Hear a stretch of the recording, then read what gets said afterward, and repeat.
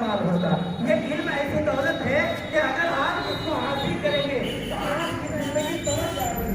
علم ایک ایسی دولت ہے اگر آپ اس میں محنت کریں گے تو آپ کی دنیا بھی ہو گی اور آخرت بھی بدل جائے گی. دنیا بھی بدلے گی اور آخرت بھی سمجھ جائے گی. لیکن آج نہ ہم سمجھتے ہیں نہ ہمارے بچے سمجھتے ہیں نہ ہماری ڈانچے سمجھتے ہیں یہ کیا چیز ہے. اور محسوس کیجیے کہ ایک علم والے اور ایک نعیم والے میں کیا فرق ہے.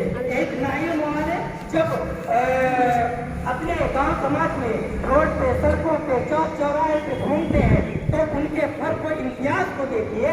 اور ایک علم والے جب وہ روڈ پہ سڑکوں پہ چوک چوراہے پہ گھومیں گے تو آپ ان کے فرق و امتیاز کو دیکھیے تو آپ کو احساس ہوگا, آپ کو یقین ہوگا, آپ کو یہ بالکل خیال میں جاگزر ہو جائے گا کہ یقیناً علم ایک ایسی دولت ہے کہ اس کے لیے اگر ہم اپنی پوری زندگی وقف کر دیں تو یہ ممکن نہیں ہے کہ علم حاصل پوری کر لے.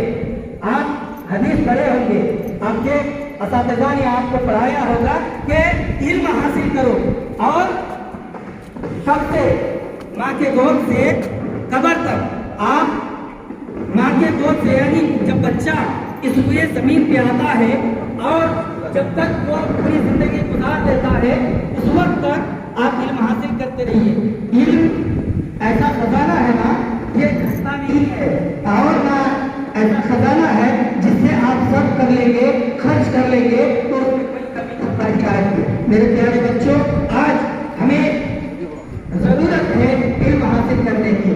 آپ دیکھتے ہوں گے کہ آج دنیا چاند ستاروں سے آگے چلی گئی, لوگ مریخ تک پہنچ گئے.